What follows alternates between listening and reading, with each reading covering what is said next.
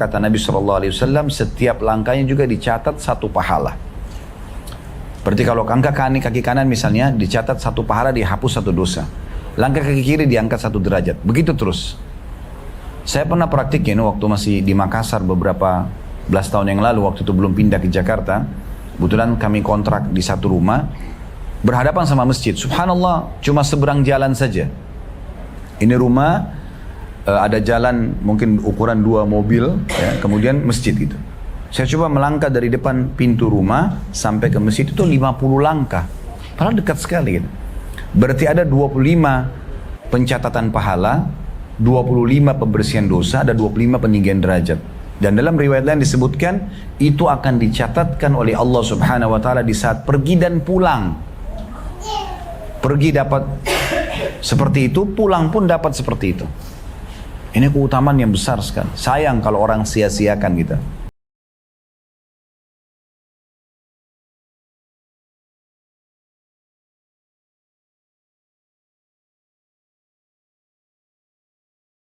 Assalamualaikum warahmatullahi wabarakatuh.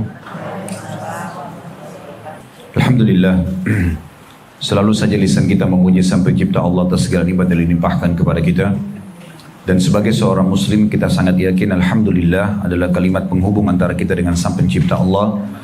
Dan kalimat ini Allah Subhanahu wa ta'ala jadikan sebagai kalimat syukur atau berterima kasih yang dengannya segala kebutuhan kita untuk roda kehidupan di muka bumi ini dan puncaknya panen pahala dan balasannya di akhirat nanti akan terpenuhi. Oleh karena itu jadilah seorang muslim dan muslimah yang selalu membasahi lidah dan bibirnya dengan kalimat syukur alhamdulillah. Selanjutnya kita panjatkan salam hormat kita kepada orang yang telah membawa kepada kita hukum halal haramnya Allah. Dan juga kita jadi tahu apa yang Allah perintahkan, apa yang Allah larang. Dan akhirnya kita bisa mendapatkan kebahagiaan di dunia ini karena tahu panduan hidup. Dan juga kita akan mendapatkan balasan terbaik di akhirat sana nanti. Manusia terbaik ini telah menghabiskan 23 tahun dari masa umurnya untuk menyampaikan agama Allah. 13 tahun di Mekah semuanya dengan hinaan, cacian dan puncaknya diusir dari kampung halamannya Mekah. Kemudian 10 tahun fase Madinah semuanya penerimaan penyempurnaan agama Allah. Dan mengucapkan satu kali salam hormat kepada manusia terbaik ini akan dibalas oleh Allah Subhanahu wa ta'ala dengan 10 kali rahmat. Andai saja dibalik, kalau seandainya mengucapkan 10 kali salam hormat diberikan satu rahmat, maka sudah cukup. Karena rahmat Allah sangat luas, meliputi pemenuhan kebutuhan, pengampunan dosa, peninggian derajat, dan juga solusi dari permasalahan yang sedang dihadapi. Maka tentu itu sudah mencukupi bagi kita. Tapi Allah Subhanahu wa ta'ala memberikan bagi orang yang mengucapkan satu kali salam hormat dibalas 10 kali rahmat. Oleh karena itu setelah memuji Allah Subhanahu wa ta'ala, jadilah orang yang selalu mengucapkan salawat dan taslim kepada Nabi besar Muhammad sallallahu alaihi wa ala alihi wa sahbihi wasallam. Kita melanjutkan tema kita pada pertemuan yang lalu, membedah buku Meraih Pahala Besar dengan Amalan Ringan yang ditulis oleh Muhammad Khair Yusuf. Dan sudah kita jelaskan panjang lebar pembukaan buku ini. Saya ingatkan kembali bahwasanya dalam Islam, Bapak Ibu sekalian, kita diberikan kesempatan untuk meraih pahala buat diri kita dari apa yang kita kerjakan, dan kita bisa mendapatkan bonus juga tambahan rahmat, rezeki, pahala, derajat nanti di surga yang sangat tinggi dengan cara mengajak orang lain dan juga memaksimalkan amalan-amalan khusus yang memang pahalanya berlipat-lipat. Dan ini yang sedang kita fokus untuk bahas. Jadi kalau misalnya saya pergi sholat ke masjid, maka saya akan mendapatkan pahala buat saya. Tetapi Allah Subhanahu wa ta'ala masih memberikan kesempatan buat kita meraih pahala ekstra dengan cara, misalnya di sholat jamaah itu kita datang lebih tepat, lebih cepat waktunya, sehingga kita bisa mendapatkan menjawab ucapan muadzin itu punya keutamaan sendiri. Kemudian juga kita sempat sholat qobliyah, maka ini punya keutamaan sendiri. Kemudian juga kita bisa meraih waktu mustajab antara azan dan iqamah. Dan kita juga bisa meraih takbiratul ihram pertama imam. Karena kalau imam Allahu Akbar, takbiratul ihram pertama imam, itu sudah mulai pahala dicatat oleh para malaikat. Jadi akan beda pahalanya orang Allahu Akbar imam, dia juga sudah Allahu Akbar di belakangnya, dengan orang yang datang misalnya masbuk 1 rakaat atau 2 rakaat, tentu beda pahalanya. Nah ini kita bisa mendapatkan ekstra pahala dengan kita lebih jeli, datang lebih cepat sebagaimana saya kasih contoh tadi misalnya. Begitu juga kita bisa dapat ekstra pahala dengan mengajak orang lain. Jadi saya kalau misalnya mau sholat bisa share di grup ya. Misalnya kita punya grup keluarga atau teman-teman, kita share waktu sholat misalnya. Atau mengajak orang pada saat mau sholat. Mungkin pemilik perusahaan, mungkin seorang atasan di kantornya, dia bisa mengajak. Atau mungkin teman-teman dari kalangan ibu-ibu misalnya punya majelis taklim, dia mengajak. Bentar lagi waktu sholat, 10 menit lagi kita siap-siap yuk kita sholat. Misal, di antara 100 orang yang menerima pesan itu misalnya 1-2 orang saja. Oh iya, tiba-tiba teringat lalu dia mengerjakan. Maka kita akan mendapatkan pahala orang yang sedang kita ajak itu tanpa dikurangi sedikit pun dari pahala dia. Jadi misalnya kita dikasih 100 pahala. Maka kita akan mendapatkan 100 tambahan lagi yang diberikan kepada teman yang kita ajak karena kita mengajak dia. Jadi sebenarnya kita ini seperti seorang marketing. Produk kita adalah Islam. Kapan kita menawarkan Islam dan seluruh amali yang ada dalam Islam dan orang lain mengerjakannya, maka kita akan ikut panen pahala orang yang mencontohi kita. Nah ini pola-pola yang sudah kita jelaskan di awal pembukaan buku ini, bagaimana kita bisa meraih ekstra pahala dibanding selain daripada apa yang biasa kita kerjakan. Jadi dengan cara kita memaksimalkan cari yang terbaik atau afdalnya, kemudian juga kita mengajak orang lain. Mirip dengan sekarang menjelang Ramadan. Ya, mungkin kita kalau puasa Ramadan, insya Allah semoga Allah mudahkan kita panjang umur, bisa beramal saleh yang sempurna, dan juga kita bisa dibersihkan dosa-dosanya dengan datangnya Ramadan ini. Karena orang yang berpuasa Ramadan karena keimanan, yakin itu perintah Allah dan mengharapkan pahalanya, maka dibersihkan dosa-dosanya yang telah lalu. Kita misalnya puasa, kita dapat pahala kita dapat pengampunan dosa kita. Tapi dengan kita motivasi orang lain untuk mengerjakan puasa Ramadan itu, misalnya dengan share potongan-potongan ceramah, artikel-artikel tulisan misalnya, maka ini kita bisa, dan orang lain termotivasi untuk mengerjakannya, maka kita akan panen pahala-pahala mereka. Bukankah juga kita bisa mendapatkan pahala puasa orang lain dengan membuka puasakan orang? Begitu yang dikatakan Nabi SAW dalam hadis, siapa yang membuka puasakan orang lain, maka dia akan panen pahala orang yang dibuka puasakan tersebut tanpa mengurangi sedikit pun dari pahala mereka. Lalu sebagian sahabat ada yang mengatakan ridwanullahi alaihim, mereka mengatakan, ya Rasulullah, tidak semua orang bisa memberikan buka puasa. Karena yang dibayangkan oleh sahabat ini mungkin harus menyiapkan makanan lengkap. Kayak kita sekarang mungkin harus makanan bungkus, lengkap segala macam. Ya kalau orang punya kemampuan. Tapi kalau tidak, maka kata Nabi SAW, Allah akan memberikan pahala mendapatkan buka puasa orang itu walaupun dia hanya memberikan seteguk air atau susu yang dicampur dengan air. Susu mungkin kalau sudah campur air sudah hilang rasa susunya, tetapi kalau itu pun yang dia mampu berikan atau dengan sebutir kurma, maka dia akan mendapatkan pahala membuka puasakan orang lain. Oleh karena itu saya mengingatkan diri saya di sini dan Bapak Ibu sekalian, di saat Ramadan tiba seperti ini, usahakan kita sudah punya blok-blok khusus ya. Kita sudah membooking masjid-masjid di sekitar rumah kita. Kemudian kita blok, misalnya kita tanya pengurus masjid, di sini ada berapa orang yang buka puasa? Tanya misalnya imam masjid atau pengurus masjidnya. Oh, di sini ada 50 orang, Bu. 50 orang, Pak, misalnya. Baik, saya akan siapkan air mineralnya misalnya. Air mineral satu dus isi 40, 27 ribu, 30 ribu rupiah. Tapi isi 48, artinya kita bisa mendapatkan 48 pahala buka puasain orang hanya dengan 30 ribu rupiah. Kalau satu orang minum 1 gelas air misalnya. Apalagi kalau kita bisa siapin kurma, kita bisa siapin yang lain, maka ada ekstra pahala karena berbuka puasa dengan kurma adalah sunnah Nabi SAW. Ini contohnya, bagaimana kalau kita blok misalnya semua masjid, satu masjid untuk 1 bulan. Misalnya kita nyumbang satu hari 1 dus saja, 30 ribu rupiah misalnya untuk 48 gelas. Berarti kita punya 48 orang yang bisa kita raih pahala buka puasanya, kemudian dikali 1 bulan. Kalau kita bulatin 30 ribu, misal 30 hari puasa berarti cuma 900 ribu rupiah, kita bisa dapat pahala 48 per harinya kali 30. Itu kan sangat banyak sekali ya. Bisa mendapatkan pahala ratusan bahkan ribuan orang yang sedang buka puasa. Ini contohnya. Jadi bagaimana kita bisa meraih pahala-pahala ekstra dengan amalan-amalan yang sangat ringan. Ya, sangat ringan. Dan ini banyak contohnya tentunya, membaca Al-Quran atau kegiatan-kegiatan yang lain lah, seperti umrah dan haji juga, kita mengajak orang lain, semua akan kita panen pahalanya. Dan kita sudah jelaskan pada pertemuan yang lalu ada dua sub bahasan ya dari bab pertama. Bab pertama ini adalah masalah ibadah. Kita sudah jelaskan pada pertemuan yang lalu itu tentang masalah keutamaan wudu, ya, keutamaan wudu. Dan sudah kita jelaskan masalah wudu ini, bagaimana orang kalau menyempurnakan wudunya, maka dia ikhlas mengerjakannya dan sempurna, maka akan menjadi penyebab dia mendapatkan surga. Ya, bagi yang pegang bukunya bisa lihat di halaman 7 itu ya. Hadis yang kita bahas pada pertemuan yang lalu. Begitu juga orang wudu dianjurkan sebelum tidur misalnya, atau setiap kali batal wudu dia wudu lagi.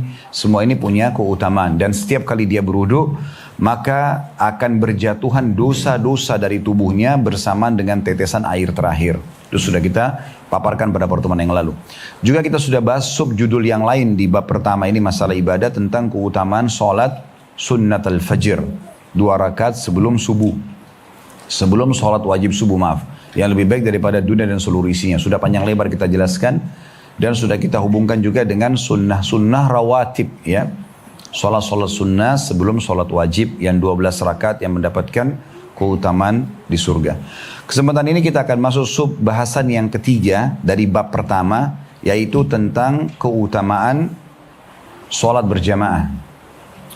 Seperti biasa saya akan bacakan dulu yang ditulis di buku, baru kemudian panjang lebar kita akan masuk ke masalah keutamaan sholat berjamaah ini.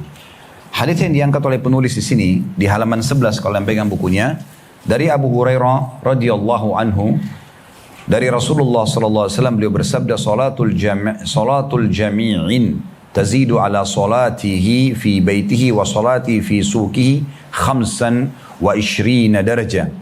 Fa inna ahadakum idza tawadda'a fa ahsana wa atal masjida la yuridu illa as-salah lam yakhtu khatwatan illa rafa'ahu Allahu biha darajah wa hatta anhu khati'atan hatta yadkhula al-masjid. Wa idza dakhala al-masjida kana fi salatin ma kanat tahbisu. Wa tusalli ya'ni alayhi al-malaikatu ma dama fi majlisihi alladhi yusalli fi. Allahumma gfir lahu, Allahumma arhamhu, ma lam yu'zi yuhdith. Terjemahannya, kata baginda Nabi SAW, pahala seseorang sholat berjamaah bertambah lebih banyak 25 derajat daripada sholat di rumah atau di pasar. Karena seseorang di antara kalian jika berwudu, ini sebabnya kenapa dia dapat kalau sholat berjamaah 25 derajat ya.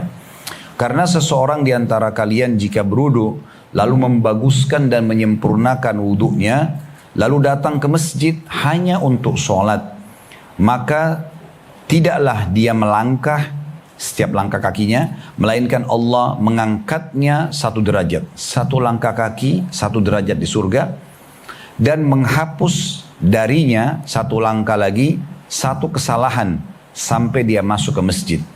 Jadi kalau langkah kaki kanan peninggian derajat, langkah kaki kirinya pengampunan dosa. Berapa langkah dia melangkah, begitulah dia dapatkan nanti insya Allah di akhirat.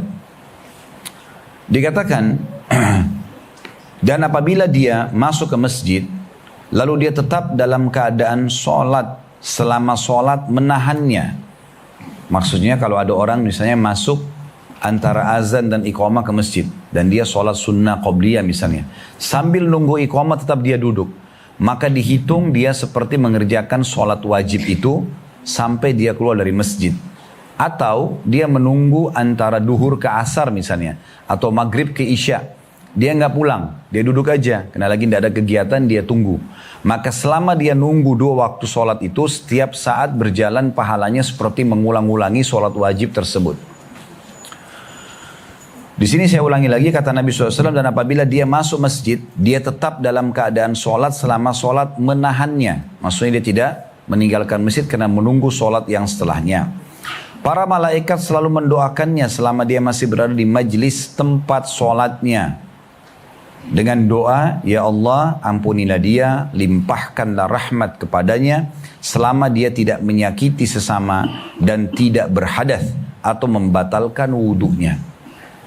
Nanti kita rincikan hadits ini ya. Saya bacakan dulu. Di situ ada tulisan makna, masih saya bacakan yang di buku dulu secara letterlet ya. Wa idza dakhala al-masjid kana fi salatin, apabila dia telah masuk masjid maka dia dalam kondisi salat adalah dia dihukumi seperti halnya orang yang salat dari sisi pahalanya walaupun dia tidak sedang salat. Jadi saya kasih contoh, selesai salat qobliyah duhur misalnya, dia tetap duduk dulu sampai tunggu iqamah, walaupun misalnya 5 menit, 10 menit, maka dihitung dia seperti mendapatkan pahala sholat berjamaah walaupun belum dia kerjakan. Begitu juga kalau selesai salam, tetap dia duduk, dia nggak keluar dari masjid sampai nunggu sholat setelahnya, maka juga pahala sholat berjamaah itu berjalan. Nah itu maknanya.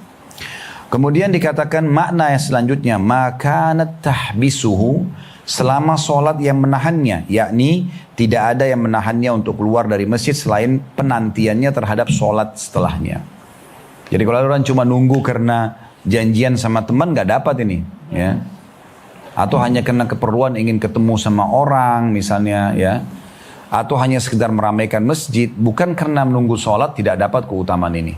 Jadi hanya bagaimana pengaturan niat saja.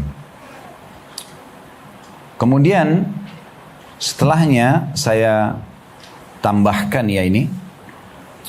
Jadi kita membahas 2 bab, 2 subbab ya. Kalau bab utama kan bab ibadah ya. Di halaman 13-nya dari Abdurrahman bin Abu Amrah, dia berkata, Uthman bin Affan radhiyallahu anhu memasuki masjid usai sholat maghrib. Lalu dia duduk sendirian. Kemudian aku duduk menemaninya. Maka Uthman berkata kepadaku, wahai anak saudaraku, aku mendengarkan Rasulullah SAW bersabda, "Man shallal isya'a fi jama'atin, faka'annama qama nisfal lail, wa man shallal subha fi jama'atin, faka'annama shallal laila kullah." Barang siapa yang sholat isya dengan berjamaah, seakan-akan dia telah sholat setengah malam. Dan barang siapa yang sholat subuh dengan berjamaah, seakan-akan dia telah sholat semalam penuh. Ya, jadi 2 hadits ini akan kita panjang lebar bahas insya Allah. Baik, kita akan rincikan kedua buah hadits insya Allah ini panjang lebar dengan beberapa penjelasan ya. Kita akan mulai dulu penjelasan tambahan daripada hadits ini. Nanti terakhir kita akan tutup dengan bagaimana hukum ibu-ibu ya. Mana lebih afdol, sholat di rumah atau sholat di masjid. Kita akan jelaskan nanti itu. Dan apa hukumnya para wanita pergi ke masjid. Karena kita sedang bicara sholat berjamaah di masjid ya. Namun sebelumnya, hukum ini kalaupun sholat di masjid tetap berlaku bagi wanita dan bagi laki-laki. Karena ibu bisa saja memilih ke masjid atau di rumah. Itu yang pertama. Yang kedua, ibu-ibu yang masih Allah amanahkan memiliki suami bisa mengingatkan suaminya. Yang punya saudara bisa ingatkan saudaranya. Yang punya paman, ayah, ya, kemudian anak laki-laki, ponakan, kan dia juga tahu hukum. Kalau dia tahu hukum, dia bisa ingatkan mereka. Maka sangat penting. Hal ini juga kami ingatkan kalau kami sedang dulu di depan para bapak-bapak. Kalau kita membahas tentang di masalah fikih misalnya bab haid. Laki-laki tidak ada yang haid. Apakah apa penting mereka mengetahui? Iya. Karena mereka punya istri, mereka punya ibu, mereka punya tante, mereka punya saudari, punya anak perempuan. Yang mungkin butuh nanti penjelasan tentang hukum tersebut. Ya, dia pun sangat berhubungan dengan itu. Karena ada hukum-hukum syar'i, tidak bolehnya laki-laki menggauli istrinya di kemaluan pada saat haid. Ini kan ada hukum syar'i. Dia harus paham gitu. Baik, kita akan mulai dulu umumnya sholat berjamaah. Yang pertama, sholat berjamaah itu kalau kita kerjakan, kita berarti menjalankan sunnah Rasulullah SAW. Ini penting sekali, ya. Karena banyak orang menganggap remeh tentang sholat berjamaah. Sholat berjamaah ini, ya, baik di rumah ataupun di masjid lebih afdal dikerjakan berjamaah. Ya. Ibu-ibu pun kalau mau sholat di rumah tetap lebih afdal berjamaah. Mungkin ngajak pembantu rumah tangganya, mungkin dia ngajak siapa yang ada di rumah bisa berjamaah, kecuali betul-betul ibu sendirian di rumah, ya apa boleh buat gitu kan. Tapi selama ada orang bisa diajak berjamaah, maka kerjakan secara berjamaah. Ada sebuah asar dari Abdullah bin Mas'ud radhiyallahu anhu. Ya. yang berbunyi, man sarrahu an yalqallaha gadan musliman, siapa yang ingin bertemu dengan Allah nanti esok, maksudnya di hari kiamat, dalam keadaan muslim yang sempurna. Saya ulangi, barang siapa yang ingin bertemu dengan Allah nanti di hari kiamat dalam kondisi statusnya muslim yang sempurna, fal yuhafid ala haula'is salawat haitsu yunada bihin, maka dia seharusnya selalu menjaga solat berjamaah ketika diseru untuk menghadirinya. Ketika disuruh untuk menghadirinya. Jadi begitu azan tidak ada aktivitas lain. Selesai, ditutup semuanya. Mau meeting miliaran pun, triliunan pun diberhentikan. Mau sepenting apapun pertemuan ya, atau kegiatan kita diberhentikan. Karena seruan azan hayya ala shalah, hayya ala falah, ayo mengerjakan solat, ayo menuju kepada kemenangan, ini adalah seruan dari Sang Pencipta Allah secara langsung. Muadzin itu hanya perantara. Oleh karena itu siapapun muadzinnya, mau orang Arab, mau orang Melayu, mau orang hitam dari Afrika, mau orang bule di Eropa dan Amerika sana, sama saja seruannya. Jadi sebenarnya kita sedang menjawab seruan Sang Pencipta Allah Subhanahu wa taala. Setiap orang salat akan mendapatkan kemenangan. Begitulah yang diucapkan setiap muadzin, hayya 'alas shalah, hayya 'alal falah. Maka di sini dikatakan dalam hadis ya, siapa yang ingin bertemu dengan Allah di hari kiamat nanti dalam kondisi statusnya muslim yang sempurna, maka dia harusnya menjaga salat-salat wajib tersebut ya, ketika diseru untuk menghadirinya secara berjamaah. Kemudian fa innallaha syara'a li nabiyyikum sallallahu alaihi wasallam sunanal huda. Ketahuilah, kata Abdullah bin Mas'ud radhiyallahu anhu, sesungguhnya Allah telah mensyariatkan bagi nabi kalian petunjuk-petunjuk yang baik. Wa innahunna min sunanil huda, dan ketahuilah menjaga salat berjamaah itu adalah termasuk petunjuk-petunjuk Nabi yang baik. Begitu azan, salat ya, gitu. Maksudnya ini berjamaah maksudnya. Walau annakum shallaitum fi buyutikum kama yusalli hadzal mutakhallifu fi baitihi la taraktum sunnata nabiyyikum walau taraktum sunnata nabiyyikum la dhalaltum. Kalau seandainya, kata Abdullah bin Mas'ud, kalian malah salat di rumah kalian, dan sebagaimana yang banyak orang-orang lalai mengerjakannya, maksudnya azan tidak mau ke masjid. Ini masih bicara secara umum ya, terutama kaum laki-laki. Sengaja dia nggak mau ke masjid, sudah dengar azan, maka kata beliau, maka kalian telah meninggalkan petunjuk yang baik dari Nabi kalian. Dan kalau kalian meninggalkan petunjuk yang baik dari Nabi kalian, berarti kalian telah sesat, jauh dari ajaran yang benar. Maka ini yang disebutkan oleh Abdullah bin Mas'ud radhiyallahu anhu. Ibnu Allan Asy-Syafi'i rahimahullah, ini seorang ulama dalam mazhab Syafi'iyah, menanggapi hadis ini. Beliau mengatakan, jika kalian melaksanakan sholat di rumah kalian, makna hadis ya, wahai para laki-laki terutama, jika kalian sholat di rumah kalian ya, yang dimaksud adalah sholat wajib sendirian, atau bagi laki-laki mengerjakan sholat berjamaah tapi di rumah, nggak ke masjid dia, laki-lakinya ya, sehingga tidak nampaklah syiar Islam karena sedikitnya orang yang hadir ke masjid, sebagaimana itu dilakukan oleh orang-orang yang betul-betul meremehkan perintah ini, maka kalian berarti telah meninggalkan ajaran Nabi kalian yang memerintahkan untuk menampakkan syiar sholat berjamaah di masjid. Jika kalian melakukan seperti ini, niscaya kalian akan sesat. Sesat adalah lawan mendapatkan petunjuk. Tentu jangan disalahpahami makna sesat di sini ya. Maksudnya adalah sesat lawan petunjuk. Banyak orang subhanallah kadang-kadang menganggap kan itu cuman sunnah. Misal, kalaupun orang menganggap sholat berjamaah di masjid berpegang pada pendapat yang mengatakan misalnya sunnah, tetap aja sunnah harus dikerjakan. Dan pendapat yang paling kuat adalah pendapat jumhur ulama yang mengatakan bagi laki-laki wajib sholat berjamaah di masjid. Kecuali orang punya uzur, sakit misalnya, dia ketiduran, atau ada uzur, musafir, uzur. Tapi kalau tidak ada udzur, maka tidak boleh dia sholat di rumah. Ya, tidak boleh dia sholat di rumah. Karena ada sebuah hadis yang sahih, di mana Nabi SAW mengatakan kurang lebih makna terjemahannya, saya ingin sekali, kata Nabi SAW, menyuruh seseorang untuk menjadi imam dan memerintahkan muadzin untuk mengiqamahkan sholat, ya, mengumandangkan iqamah sholat. Kemudian aku keluar dan membawa kayu bakar dan membakar rumah-rumah orang atau kaum laki-laki yang tidak ikut berjamaah. Maka Imam Ahmad rahimahullah dari riwayat ini mengatakan, berarti sholat berjamaah di masjid bagi laki-laki hukumnya wajib. Karena Nabi SAW mengancam akan membakar rumah orang yang tidak pergi sholat berjamaah di masjid. Ya. Ini pendapat jumhur ulama di antara Imam Ahmad rahimahullah. Tapi dalam madhab Syafi'iyah, ada pendapat Imam Syafi'i mengatakan sunnah muakkadah, sunnah yang sangat ditekankan.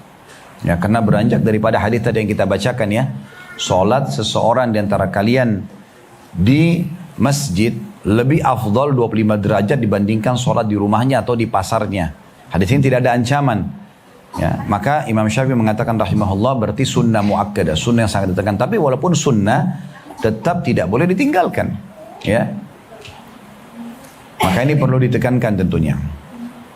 Kemudian hal yang kedua harus diperhatikan, hadis yang baru saja kita pelajari.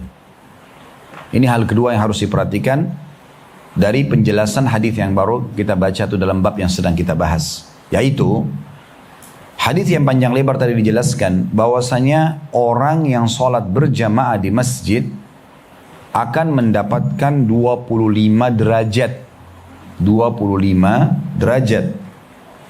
Abdullah bin Abbas radhiyallahu anhu menukil pendapat mengatakan bahwasanya 1 derajat perbandingannya dengan derajat yang lainnya adalah antara langit dan bumi. Jadi kalau seseorang bilang 25 derajat, mungkin yang dia bayangkan seperti tingkatan tangga, anak tangga, ya, sehingga kecil sekali. Padahal sebenarnya bukan seperti itu. Derajat di surga itu jauh sekali. Antara 1 derajat dengan derajat itu antara langit sama bumi. Seperti kita lihat sekarang, kita di bumi lihat ke langit begitu jauhnya. Dan sampai hari ini, bahkan sampai menjelang hari kiamat, mustahil ada manusia yang bisa menjamah langit dengan tangannya. Karena jauhnya jarak yang ada. Kita saja ke matahari itu sudah nggak mungkin menjangkaunya. Karena ya, suhu yang sangat panas dan jarak yang sangat jauh. Ya. Apalagi matahari berada di bawah langit pertama. Jadi nggak mungkin. 1 derajat kata beliau radhiyallahu anhu itu antara langit dan bumi jaraknya. Jadi jauh sekali. Apalagi kalau diberikan 25 derajat. Ya. Itu setiap sholat. Jadi kalau 1 hari kita sholat 5 waktu, berarti 25 kali 5. Dalam 1 hari, orang yang sholat di rumah bagi laki-laki dan orang yang sholat di masjid berjamaah, itu perbandingannya 25 kali 5. 125 derajat per harinya. Kalau kali 10 hari 1200 ya 50 derajat. Kalau sekali 1 bulan misalnya 30 hari berarti 3750 derajat per 1 bulan. Kalau 1 tahun, kalau 10 tahun, berapa banyak jarak perbedaan antara orang yang sholat di rumah dengan sholat berjamaah di masjid. Oleh karena itu ibu-ibu yang Allah amanahkan suami, ada saudara, ada anak, ingatkan ini tentang keutamaan ini. Rugi sekali. Hanya ke masjid 10 menit, 15 menit dapat semua derajat ini. Ya. Belum lagi dalam hadis yang sama tadi kita bacakan, disebutkan sebab peninggian derajat itu karena kalau orang wudhu dan menyempurnakan wudhunya, ini sudah kita bahas pada pertemuan yang lalu ya. Dan dari hadis ini berarti lebih afdal wudhu di rumah. Ya, ingatkan itu ya. Wudhu di rumah, kemudian sholat berjamaah di masjid. Kan banyak kalau orang-orang kita wudhu di masjid ya. Bukan nggak boleh, boleh saja. Tapi lebih afdal, lebih besar pahalanya wudhu dulu di rumah, baru ke masjid. Karena kata Nabi SAW dalam hadis tadi, kalau seseorang berwudhu di rumahnya, lalu menyempurnakan dan membaguskan wudhunya, kemudian mendatangi masjid, berarti lebih afdal wudhu di rumah, kemudian baru ke masjid. Kemudian dia menunggu antara sholat dengan sholat yang setelahnya, baik sunnah ke wajib atau wajib ke wajib yang lainnya, maka dicatat sebagai orang yang mengerjakan sholat itu. Dan ini luar biasa ya, berarti kalau kita tunggu antara sholat qobliyah duhur ke waktu duhurnya, dicatat karena niat kita sebenarnya bukan untuk sholat qobliyahnya di masjid, tapi kita tujuannya untuk sholat wajibnya. Berarti kita seperti sholat duhur berulang-ulang kita kerjakan, hanya menunggu iqamahnya. Begitu juga selepas sholat duhur kalau kita menunggu asar, berarti dicatat seperti sedang mengerjakan sholat tersebut sampai tiba waktu sholat setelahnya. Belum lagi dalam hadis yang sama disebutkan setiap satu langkahnya ditambah lagi peninggian derajat. Berarti ini besar sekali keutamaannya. Setiap langkah, satu langkah peninggian derajat, satu langkah pengampunan dosa. Dalam beberapa riwayat lain, Bapak Ibu sekalian, ditambahkan juga kata Nabi SAW, setiap langkahnya juga dicatat satu pahala. Berarti kalau kaki kanan misalnya dicatat satu pahala, dihapus satu dosa. Langkah kaki kiri diangkat satu derajat. Begitu terus. Saya pernah praktikin waktu masih di Makassar beberapa belas tahun yang lalu. Waktu itu belum pindah ke Jakarta. Kebetulan kami kontrak di satu rumah. Berhadapan sama masjid. Subhanallah, cuma seberang jalan saja. Ini rumah, ada jalan mungkin ukuran 2 mobil. Ya, kemudian masjid gitu. Saya coba melangkah dari depan pintu rumah sampai ke masjid itu 50 langkah. Padahal dekat sekali gitu. Berarti ada 25 pencatatan pahala, 25 pembersihan dosa, ada 25 peninggian derajat. Dan dalam riwayat lain disebutkan, itu akan dicatatkan oleh Allah Subhanahu wa Ta'ala di saat pergi dan pulang. Pergi dapat seperti itu, pulang pun dapat seperti itu. Ini keutamaan yang besar sekali. Sayang kalau orang sia-siakan gitu. Ya. Kemudian masih ditambah lagi dalam hadis yang sama adalah adanya doa malaikat. Adanya doa malaikat. Selama orang itu duduk di musallahnya, tempat sholatnya. Misalnya dia ya, habis salam, sholat wajib, selama belum ngomong sama orang di sebelahnya, selama belum mengeluarkan angin atau batalkan wudunya, selama belum berdiri dari tempat dia salam tadi, maka malaikat terus mendoakan dia sambil mengatakan, ya Allah ampuni dia, ya Allah rahmati dia. Nah ini juga pelajaran penting ya. Berarti dari sini Bapak Ibu sekalian, usahakan selepas salam jangan pindah lokasi zikir. Ya. Salam dulu di situ, zikir di situ aja. Karena selama kita nggak pindah, malaikat terus mendoakan. Tapi kalau kita sudah pindah, maka sudah lepas dari doa ini. Atau membatalkan wudhu tadi. Ya. Kadang-kadang ada orang begitu di tempat, di sejadahnya keluarin angin misalnya. Kalau orang darurat, maka dia pindah dari tempat sholatnya untuk menghormati para malaikat yang hadir di situ. Ya, karena di rumah ataupun di masjid akan ada malaikat yang mencatat sholat yang sedang kita kerjakan. Oleh karena itu kita tinggalkan sejadah, kemudian baru kita buang angin misalnya, mohon maaf ya, mungkin ke kamar mandi atau di tempat lain. Dan juga jangan buru-buru ngobrol sama orang. Selepas salam, zikir dulu. Ya, selesai zikir baru ngobrol. Ya. Kadang-kadang ada orang baru salam sudah ngobrol, gitu ya. Padahal sebenarnya ini semua bisa memberhentikan doa malaikat. Ini hal kedua yang kami ingin titik beratkan tentang masalah ya keutamaan atau penjelasan daripada hadis tadi. Poin yang ketiga, kita tambahkan berhubungan dengan penjelasan hadis tadi yang kita bahas ya. Bahwasanya sholat berjamaah itu akan membersihkan dosa-dosa. Membersihkan dosa-dosa. Karena dalam hadis Uthman bin Affan radhiyallahu anhu, beliau menyampaikan dan mendengarkan secara langsung bahwa Rasulullah sallallahu alaihi wasallam bersabda, "Man tawadda'a lis-salati fa asbagal wudu." Barang siapa yang berwudu untuk mengerjakan sholat dan dia membaguskan wudunya.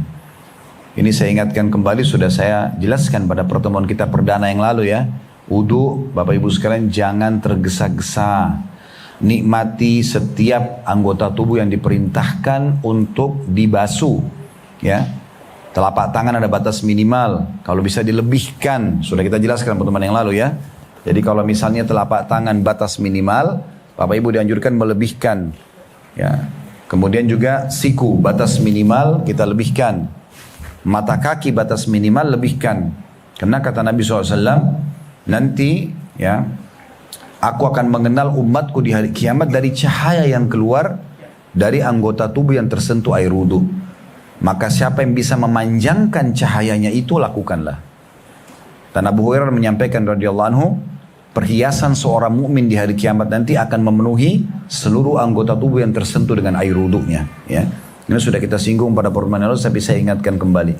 Karena dalam hadis yang kita ingatkan di poin ketiga ini, siapa yang wudhu kemudian menyempurnakan wudhunya, thumma masya ila salatil maktubah, kemudian dia datang untuk mengerjakan sholat 5 waktu, fasallaha ma'an nas au ma'al jamaah, lalu dia mengerjakan bersama orang-orang atau secara berjamaah, au fil masjid, atau di masjid. Ya, ghafarallahu lahu dzunubah. Allah akan maafkan kesalahan-kesalahannya. Allah akan maafkan kesalahan-kesalahannya. Hadis ini diriwayatkan oleh Imam Muslim ya. Kalau tadi hadis yang kita sudah bahas tadi itu kan hadis riwayat Bukhari dan Muslim ya. Kemudian poin yang keempat yang ingin kita titik beratkan penjelasan tentang masalah hadis tadi yang kita bahas ya, tentang sholat berjamaah. Ada beberapa lafaz hadis Bapak Ibu sekalian berhubungan dengan sholat berjamaah. Tadi yang kita bacakan adalah mendapatkan 25 derajat ya gitu ya. Ada hadis yang lain menjelaskan, dan hadis ini diriwayatkan oleh Bukhari Muslim dari hadis Abdullah bin Umar radhiyallahu anhuma, bahwa Rasulullah sallallahu alaihi wasallam bersabda, "Shalatul jama'ati afdalu min salatil fadhi bi 27 derajah." Salat berjamaah itu lebih afdal, lebih utama daripada salat sendirian, perbedaannya 27 derajat. Kalau tadi hadis yang kita baca di buku kita 25 derajat. Jadi ada riwayat lain Bukhari Muslim 27 derajat. Ini berarti lebih banyak lagi, lebih 2 derajat dari hadis tadi ya. Kalau tadi sudah kita hitungkan, kalau 25 derajat sholat berjamaah, berarti kali 1 hari 5 kali sholat berjamaah, berarti 125 derajat perbandingan antara orang sholat sendiri dengan sholat berjamaah. Ini berarti 27 derajat lebih tinggi lagi. Ya. Dalam riwayat lain, riwayat ini disebutkan oleh Ibnu Majah dan juga atau diriwayatkan oleh Ibnu Majah dan Abu Daud, tentu dengan sanad sahih. Kata Nabi SAW, as-salatu fi jama'atin ta'dilu 25 salat. Salat berjamaah ya, itu akan lebih besar 25 kali lipat dibandingkan salat sendirian ya. Fa'idha sallaha fi falatin, kalau dia salat dalam kondisi dia berada di tempat safar, maksudnya tempat yang jauh dari keramaian, sendirian dia ya. Fa'atamma ruku'aha wa sujudaha, dia sempurnakan ruku' dan sujudnya, balagat 50 salatan, akan dinilai 50 kali lipat salat ya. Artinya kalau dia musafir pun lalu dia tetap sholat berjamaah ya, maka dia akan mendapatkan bisa sampai 25 kali lipat. Walaupun dia jamak qasar ya, walaupun dia menjamak, menggabung dan juga mengqasar, memangkas yang 4 rakaat jadi 2 rakaat, tetap mendapatkan keutamaan ini. Tetap mendapatkan keutamaan ini. Nah, ini butuh sedikit penjelasan Bapak Ibu sekalian. Penjelasannya adalah bahwasanya orang yang sholat berjamaah, rasionalnya ini ya, kalau seandainya ada orang yang ditawarkan bekerja di satu perusahaan, perusahaan A dan perusahaan B, waktunya sama, jarak tempuhnya sama, jenis pekerjaannya sama ya, tetapi beda dari sisi gajinya. Perusahaan A memberikan kita 1 juta rupiah, perusahaan B memberikan kita 25 juta rupiah. Ingat, pekerjaan sama, jarak tempuhnya sama, ya. Juga aktivitasnya sama, pekerjaannya sama. Maka kira-kira yang mana kita pilih? Gaji 1 juta rupiah atau gaji 25 juta rupiah? Tentu orang kalau menggunakan akal sehat, jadi akan pilih 25 juta rupiah. Toh sama, jarak tempuhnya, ya. Kemudian jenis pekerjaannya sama, gitu kan? Kenapa dia harus memilih yang satu?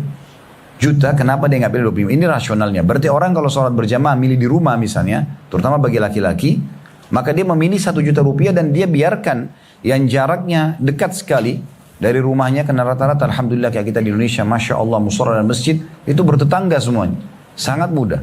Ya, terlebih lagi kayak kita di sekitar ya Jakarta atau Jabodetabek ini sangat luar biasa masjid itu.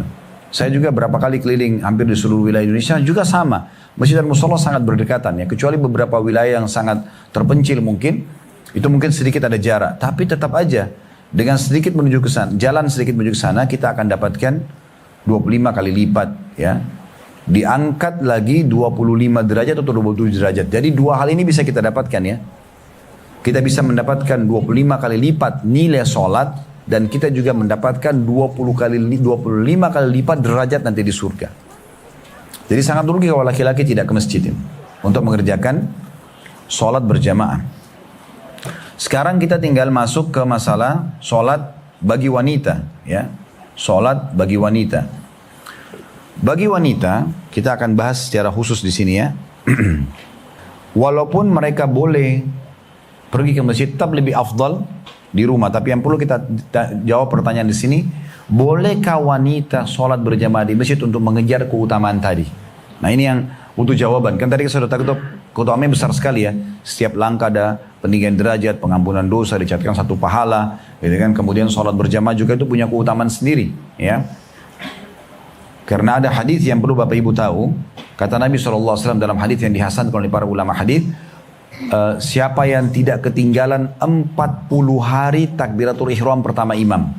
Imam Allahu Akbar, dia juga Allahu Akbar di belakangnya, tapi 40 hari syaratnya. Subuh, duhur, asar, maghrib, isya. Selama 40 hari, maka dipastikan kata Nabi SAW dia akan selamat dari ya, neraka dan juga selamat dari sifat kemunafikan. Selamat dari itu. Ya. Sampai ada seorang, ini kisah nyata, tapi ini salah satu contoh saja. Di Jeddah beberapa waktu yang lalu di salah satu kota di Saudi, ada satu imam masjid, beliau sekaligus juga seorang ulama di sana. Kedatangan seorang anak muda yang kelihatannya anak muda dari penampilannya masih jauh dari agama, tapi dia ingin melamar anaknya imam ini, ya syekh ini. Maka syekhnya memberikan syarat, kalau kau ingin melamar anak saya memberikan syarat dan saya akan terima lamaran kamu kalau kamu memenuhi syarat itu.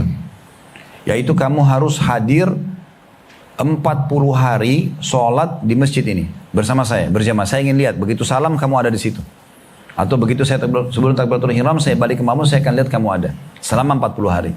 Kalau kamu penuhi itu, kamu akan saya terima lamarannya. Maka anak muda ini cerita.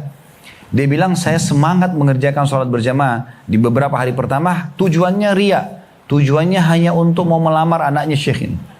Bukan karena ingin mengejar keutamanya. Tapi subhanallah dia bilang, begitu sudah lewat 5-6 hari, hari ke-7, berubah.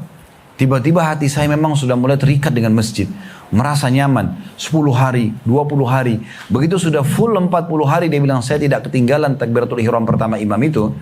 Maka benar-benar saya ya merasa mau diterima lamaran atau tidak, tetap aja saya tidak akan tinggalkan sholat berjamaah itu. Artinya apa yang Nabi SAW sampaikan, dihilangkan sifat kemunafikan, pura-pura aja sholat, karena itu ciri orang munafik, hilang dari dia. Dan ini keutamaan tersendiri tentunya ya. Nah sekarang yang perlu kita titik beratkan tentang masalah sholatnya wanita. Ya. Dimulai daripada hadis Nabi SAW. Hadis Nabi SAW. Kalau wanita itu dalam hadis yang sahih riwayat Ahmad ya, innaman nisa'u syaqa'ikur rijal. Sesungguhnya wanita itu adalah bagian daripada pria. Apa maksudnya? Maksudnya kalau seandainya ada amalan-amalan yang masih boleh wanita ikut terlibat di situ, maka dia boleh melakukannya. Seperti contoh, sholat berjamaah di masjid. Walaupun wanita lebih afdal di rumah, tetap boleh mereka sholat di masjid. Ya. Jadi ibu-ibu mungkin yang punya kesempatan untuk sholat di masjid bisa dilakukan. Apalagi kalau masjid dekat rumah, memungkinkan. tidak ada anak kecil yang menyibukkan dia, ya kalau dia bawa ke masjid mungkin mengganggu misalnya, atau tidak ada suami yang lagi sakit di rumah yang dia harus layani misalnya, atau memang mungkin suami sangat buru-buru selepas sholat berjamaah pulang ke rumah dia harus segera makan, maka ibu mungkin kalau ke masjid telat menyiapkan makannya, contoh misalnya, dia lagi lowong, apalagi di saat orang sudah berumur ya, mungkin anak-anak semua sudah dewasa, sudah pada mandiri masing-masing, dia hanya sama suaminya berdua, suaminya sholat berjamaah di masjid, boleh saja dia ikut. Intinya sebenarnya bagi wanita boleh saja mengerjakan apa yang laki-laki kerjakan, ya, dan itu dibolehkan. Dan dijelaskan ya, dalam riwayat-riwayat yang lain bahwasanya Nabi SAW menyebutkan la tamna'u nisa'akum al-masajida wa buyutuhunna khairun lahunna. Jangan pernah kalian melarang istri-istri kalian untuk sholat ke masjid, namun sholat di rumah bagi mereka tetap lebih baik. Hadis riwayat Abu Daud. Berarti poin yang pertama harus difahami bagi ibu-ibu, boleh sholat berjamaah ke masjid, ya. Tapi tidak, hukumnya bukan seperti laki-laki. Laki-laki kan tadi wajib ya. Kalau perempuan hukumnya sunnah saja. Artinya kalau ibu punya opsi pilihan antara sholat di masjid atau sholat di rumah, dan kebetulan memang di rumah lagi tidak ada kewajiban-kewajiban yang wajib ibu penuhi, ya seperti sudah saya jelaskan ya, ada anak kecil yang harus diurus misalnya, ya, atau ada masakan yang ibu harus siapkan segera selepas salam sholat berjamaah di sini, mungkin suami langsung pulang makan, ya, maka ibu boleh ke masjid, ya. Atau ada suami yang sedang sakit di rumah, anak yang sedang sakit, maka ini ada uzur. Tapi kalau lagi lowong, maka kerjakan ke masjid. Ini juga hukumnya berlaku kalau ibu lagi ada di 2 wilayah atau 3 wilayah mulia. Mekah, Madinah, dan ya, Aqsa, Palestina. Bagi yang bukan mukim di sana, tetap lebih baik ke masjid. Ya. Walaupun afdal sholat di rumah. Tapi ini tidak dianjuran ulama agar tidak dilakukan bagi orang yang musafir. Kan kita datang ke sana musafir ya. Jarang sekali kita ada di Mekah dan Madinah. Maka sholat aja berjamaah di masjid. Makanya pengurus Masjidil Haram, Madinah dan Mekah, juga pengurus Masjid Aqsa, menyediakan tetap tempat sholat untuk wanita walaupun sholat Jumat. Sholat Jumat kan hukumnya sunnah bagi wanita ya. Kalau ada yang tanya, boleh nggak wanita ikut sholat Jumat? Boleh, tapi hukumnya sunnah bagi mereka. Wajib tetap duhur di rumahnya. Tapi kalau mau ikut sholat berjamaah di masjid Jumat, boleh nggak? Boleh. Makanya di hari Jumat itu di Masjid Haram Mekah penuh ibu-ibu gitu. Di Masjid Madinah, musola yang dipakai oleh ibu tidak digantikan oleh laki-laki. Di Masjid Aqsa juga begitu. Kami berapa kali dapatkan sholat Jumat di sana pada saat bimbing jemaah, ya, di travel yang Allah amanahkan ini, maka juga sama. Berapa kali kami dapat hari Jumat, ternyata hari Jumat itu ada ibu-ibu yang sholat berjamaah, dan itu tidak masalah. Ya. Jadi mereka boleh sholat berjamaah di masjid. Tapi kata Nabi SAW, hanya saja rumah mereka lebih baik buat mereka. Rumah mereka lebih baik buat mereka. Ya. Kalau ada di antara ibu-ibu yang mau sholat di masjid, paling tidak penuhi 3 syarat. Paling tidak penuhi, kalau bukan 3 sih ya, 5 syarat mungkin. Ya. Syarat yang pertama, itu harus izin dulu. Izin suami kalau ada suami, dan izin dengan walinya atau mahramnya ya.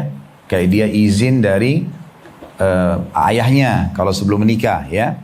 Atau jadi janda misalnya, maaf. Kemudian dia izin sama walinya, ayahnya, kakak kandungnya atau adik kandungnya yang menjadi mahram yang sudah balik. Kemudian juga pamannya, pengganti ayahnya, maka dia izin. Sesuai dengan hadis Nabi SAW, idza sta'dzanakum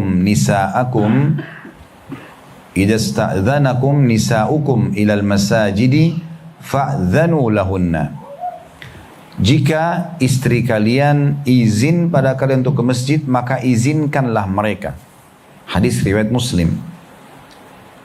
An-Nawawi membawa hadis ini dan mengatakan bab khusus keluarnya wanita ke masjid jika tidak menimbulkan fitnah dan selama tidak menggunakan harum-haruman. Itu babnya Imam Nawawi rahimahullah.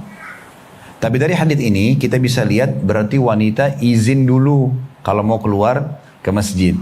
Apakah saya kalau ke masjid dapat semua keutamaan tadi Ustaz? Setiap langkah pengampunan dosa, peninggian derajat, pencatatan satu pahala, dan itu keutamaan tidak luput dari takbiratul ihram pertama imam? Iya, dapat semuanya.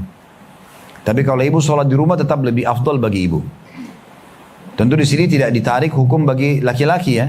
Jadi laki-laki itu punya uzur tadi kita sudah sampaikan.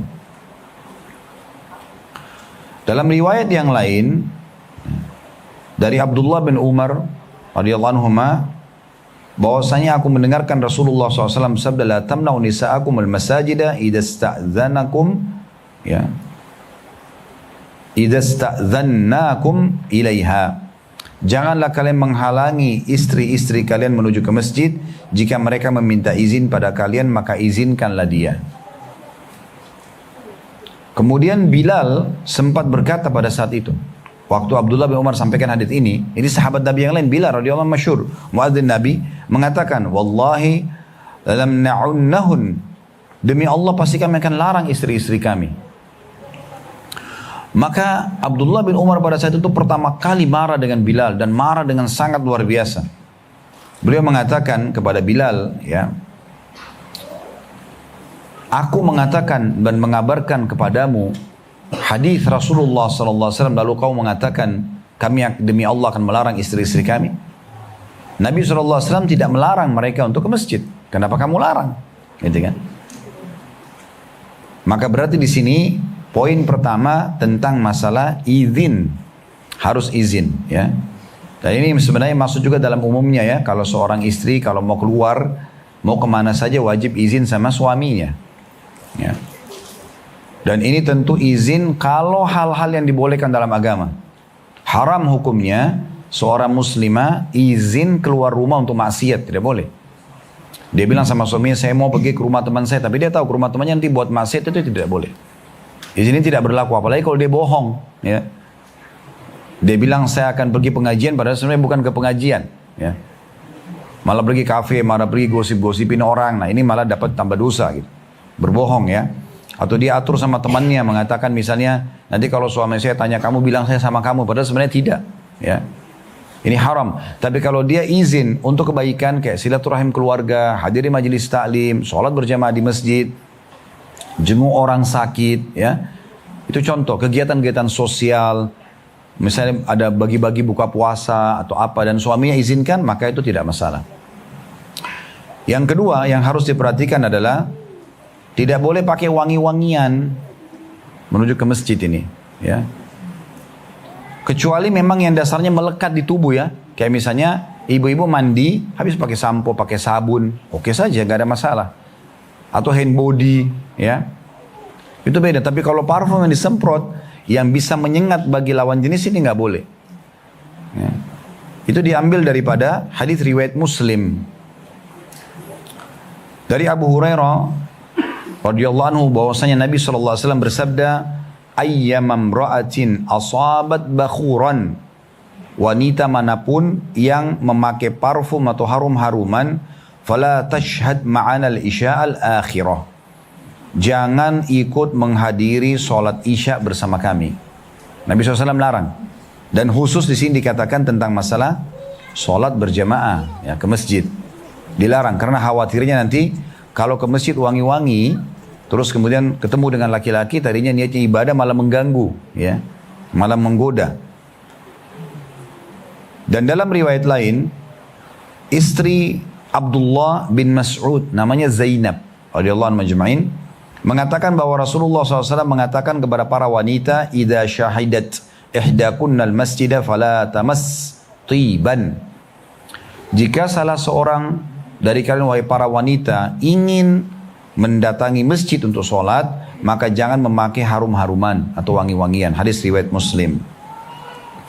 Juga dalam sebuah athar disebutkan pernah satu kali ada wanita menuju ke masjid di masa Nabi SAW, dan waktu itu orang wanita ini pakai parfum yang sangat menyengat, berpapasan dengan Abu Hurairah, ya, sebelah-sebelahan jalan sebenarnya. Maka Abu Hurairah sempat mencium bau wanginya, maka beliau pun langsung mengatakan kepada wanita tersebut, pulanglah wahai hamba Allah ke rumah, mandilah seperti mandi junub untuk menghilangkan wangi itu, kemudian baru kamu ke masjid. Ya, karena ini bisa menjadi sumber fitnah yang tentunya dikhawatirkan, ya, bisa bermasalah. Yang ketiga, ya, ini yang juga tidak kalah penting berjamaah, tidak boleh ada ikhtilat, bercampur baur laki-laki perempuan di musola atau masjid kita yang tidak ada pemisahnya, ya. Dan ini disebutkan dari hadis Ummu Salamah radhiyallahu anha, kana Rasulullah sallallahu alaihi wasallam idza sallama qama an-nisa'u hina yaqdi taslimah wa yamkuthu huwa fi maqami yasiran qabla an yakum. Bahwasanya Rasulullah SAW ketika salam, para wanita pun berdiri dari tempat sholat mereka. Beliau SAW sendiri tetap berada di tempatnya beberapa saat hingga beliau berdiri, ya, maksudnya hingga beliau menilai bahwasanya para wanita sudah keluar, ya, dari masjid tersebut, ya. Qala nara wallahu a'lam anna dhalika kana likay yansarifa an-nisa qabla an yudrikhunna ahadu minar rijal. Kata Ummu Salamah radhiyallahu anha, kami melihat bahwasanya Rasulullah SAW melakukan itu agar memberikan kesempatan para jemaah wanita keluar dulu, dan agar para jemaah laki-laki mencontohi Nabi SAW dan tidak bercampur baur dengan kaum wanita, ya. Ini perlu digarisbawahi tentunya, bahwasanya tujuannya adalah agar tidak bercampur baur. Tapi kalau misalnya masjid atau musola dekat rumah kita memang pintu wanita sendiri, pintu laki-laki sendiri, mungkin tidak ada masalah, ya, karena terpisah. Kita masuk, wanita masuk di pintu belakang masjid misalnya, atau sebelah kiri masjid atau sebelah kanan masjid, pisah dengan pintu laki-laki, masuk dan keluar, maka tidak ada masalah. Tapi di masa Nabi SAW pernah mereka memiliki satu pintu, ya. Jadi di mana laki-laki masuk dan perempuan masuk sama. Maka Nabi SAW memberikan contoh, beliau tidak keluar terlebih dahulu sampai para wanita keluar dulu. Kemudian yang perlu digarisbawahi juga, ini tidak kalah penting, ya. Tidak boleh wanita sholat berjamaah dengan laki-laki yang bukan mahramnya kalau cuma berdua. Cuma berdua aja. Misalnya, ibu masuk ke musola atau masjid, nggak ada orang sama sekali, kecuali ibu sama satu bapak, bapak itu nggak dikenal, bukan mahram kita. Maka itu tidak dibolehkan, ya. Itu sesuai dengan hadis Nabi SAW yang umum, ya, hadis riwayat Ahmad. Dan ini disahihkan oleh Syekh Ar-Aranud. Ala la yakhluwanna rajulun bimra'atin la tahillulah. Sungguhnya setiap laki-laki tidak boleh berduaan sama wanita yang tidak halal bagi dia. Fa inna thalithuhuma syaitan illa mahram. Sesungguhnya yang ketiganya pasti syaitan, ya, kecuali mahramnya. Kecuali mahramnya, ya. Jadi ini memang peringatan, ya. Agar jangan sampai sholatnya itu berdua-duaan saja, ya. Berdua-duaan saja. Jadi ini dilarang. Dan pendapat ulama umumnya, ya, jumhur ulama mengatakan tidak boleh seorang wanita yang sholat sendirian diimami oleh laki-laki yang bukan mahramnya, kecuali keadaannya. Misal ibu masuk ke satu masjid atau musola, ada pemisah hijabnya misalnya.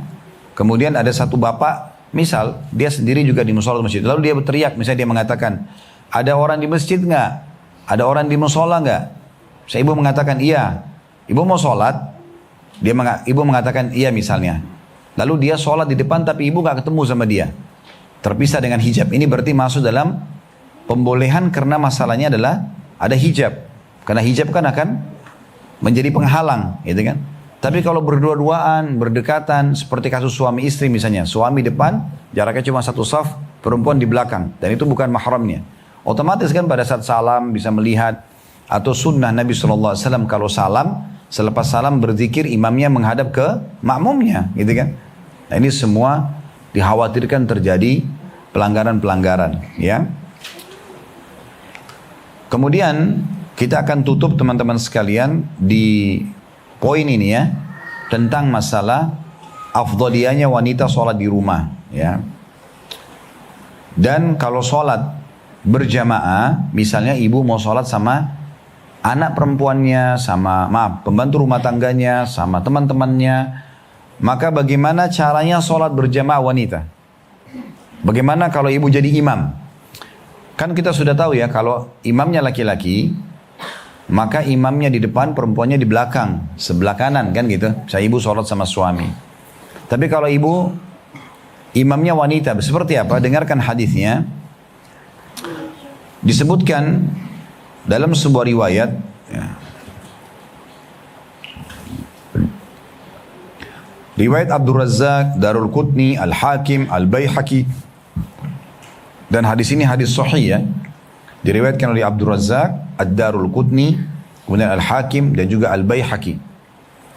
Disebutkan anna Aisyata ammatahunna wa qamat bainahunna fi salatin maktuba, bahwasanya Aisyah radhiyallahu anha pernah mengimami para wanita dan beliau berdiri sejajar dengan mereka ketika melaksanakan sholat wajib.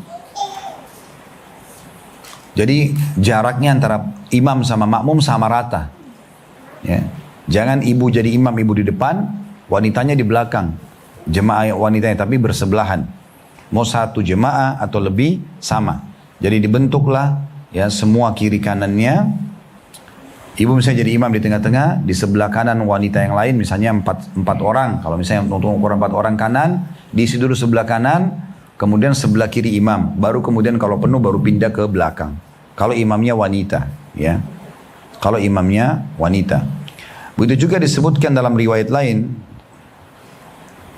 Diriwayatkan juga oleh Abdul Razzaq, Ibnu Abi Syaibah dan Al-Baihaqi bahwasanya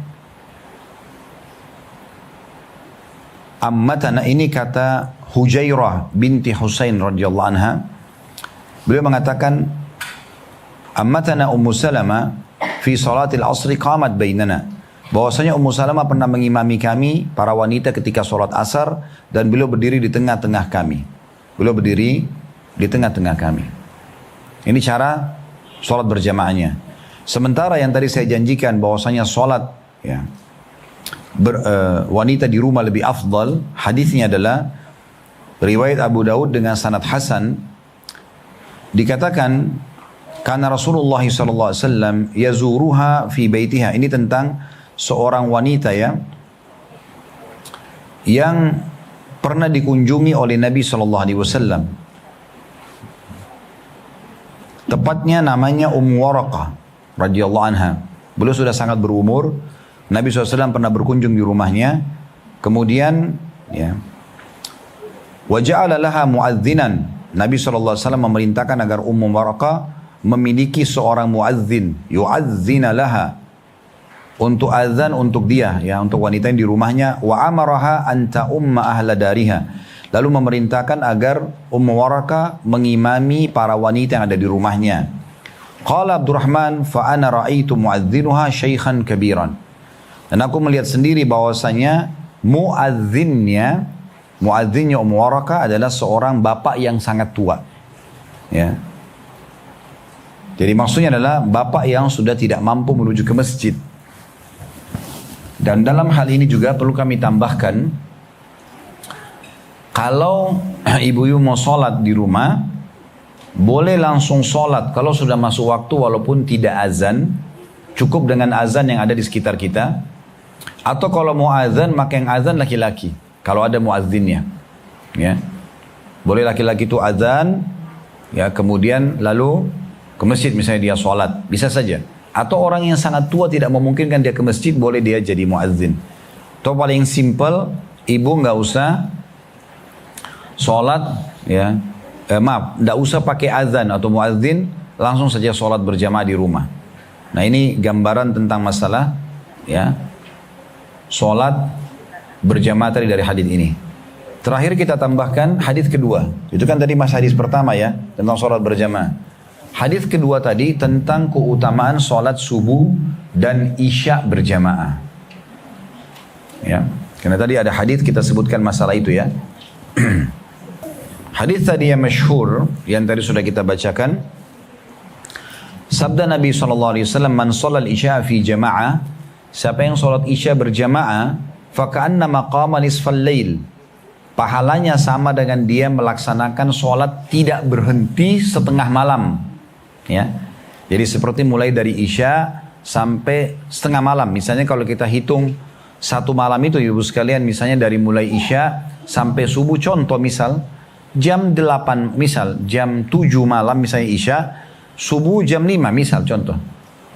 Berarti jam 7 sampai ke jam 5, ya kalau kita hitung itu kan 7 ke jam 12, 5 jam. Kemudian jam 12 ke jam 5, 5 jam, berarti 10 jam. Berarti dia seperti sholat 5 jam non-stop. Kalau dia sholat Isya berjamaah. Jadi setengah malam. Wa man shalla subha fi jama'ah faka'annama shalla al-laila kullah.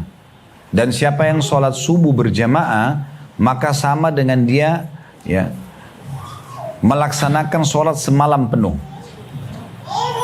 Riwayat lain berarti dia seperti menyempurnakan setengah yang tersisa. Hadits itu tadi diriwayatkan Imam Muslim ya. Ada hadits yang lain riwayat Tirmidzi. Kalau tadi kan hadits itu yang baru kita baca di buku kita ya. Sekarang kita tambahkan hadits lain. Riwayat Tirmidzi, kata Nabi SAW, man syahidal isya'a fi jama'atin kana lahu qiyamu nisfu lailah.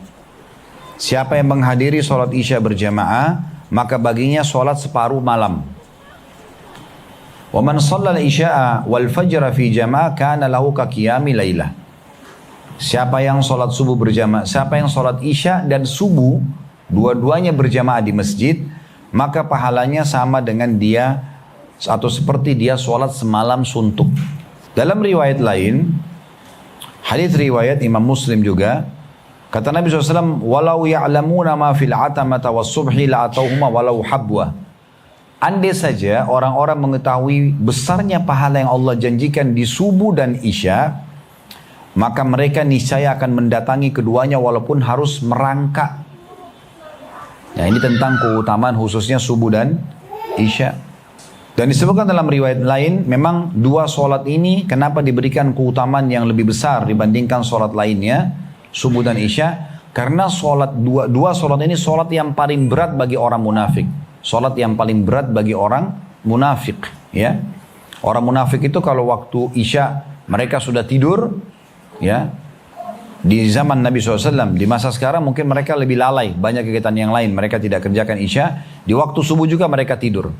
Oleh karena itu diberikan keutamaan lebih dalam masalah ini. Sebagaimana hadis riwayat Imam Bukhari Muslim, kata Nabi SAW, laisa salatu azkaru alal munafiqina min salatil fajri wal isya. Ketahuilah tidak ada solat yang lebih berat bagi seorang yang munafik dibandingkan solat subuh dan solat isya. Walau ya'lamuna ma fihima la'atauhuma walau habwa. Dan kalau mereka mengetahui apa yang Allah janjikan di kedua solat itu, mereka akan mendatanginya walaupun merangkak. Nah hadits ini yang tadi, yang subbab yang kedua ya. Tadi subbab pertama kita bahas tentang keutamaan sholat berjamaah dengan segala macam rinciannya. Sekarang kita masuk tentang rincian lebih dalam tentang keutamaan 5 waktu sholat ya. Jadi dari 5 waktu sholat ini yang paling afdal adalah subuh ya. Kalau dari hadits ini ya, subuh ya, kemudian isya, lalu asar, lalu duhur ya, lalu maghrib dan duhur. Karena memang hadis Nabi SAW tadi menyebutkan sholat isya dan subuh paling berat bagi orang munafik, plus lagi ya, kalau sholat ini memang seperti mengerjakan setengah malam kalau dikerjakan isyanya, kalau dikerjakan subuhnya berarti melengkapkan setengah tersisa. Ada pendapat lain yang mengatakan bahwasanya yang paling afdol adalah sholat asar. Dari 5 waktu sholat ini yang paling afdol adalah sholat asar. Karena Allah berfirman dalam Al-Quran, hafidhu ala sholawati was sholatil wusta. Al-ayat.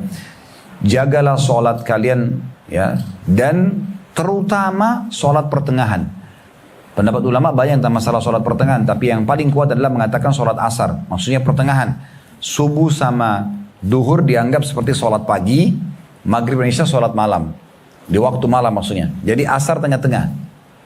Dan ada hadis Nabi SAW yang berbunyi, siapa yang ketinggalan sholat asar, maka seperti dia sudah kehilangan seluruh dunia dan apapun yang dia miliki. Maka pendapat kedua mengatakan lebih afdol sholat asar, lalu datang subuh dan isya, kemudian baru maghrib dan duhur. Tentu lima-limanya ini semua adalah sholat wajib ya. Tetapi kalau kita mau lihat susunannya, maka yang paling afdol sebagaimana sudah kami jelaskan tadi. Ada pendapat yang mengatakan subuh dan isya, kemudian asar, kemudian baru maghrib dan duhur. Tapi ada yang mengatakan juga asar dulu, kemudian subuh dan isya, baru kemudian maghrib dan duhur. Tapi semua tetap punya keutamaan ya. Ini punya keutamaan. Dan sebab tadi kenapa sholat isya dan sholat subuh lebih afdol, karena paling berat bagi orang munafik. Sebagai tambahan juga informasi, perlu Bapak Ibu garis bawahi, dimakruhkan orang tidur selepas maghrib karena dikhawatirkan kehilangan isya'nya. Makanya Nabi SAW sebutkan dalam riwayat sangat membenci untuk tidur selepas maghrib. Tapi kalau selepas isya justru anjuran Nabi SAW tidur lebih cepat. Dan itu. Kecuali memang ada hal-hal darurat ya, baru kita boleh melebihkan waktu kita selepas isya. Nah ini juga tambahan informasi tentunya, Allahu a'lam. Kalau benar dari Allah, kalau salah dari saya mohon dimaafkan. Subhanakallah wa bihamdika, asyhadu an la ilaha illa anta astaghfiruka wa atubu ilaik. Wassalamualaikum warahmatullahi wabarakatuh.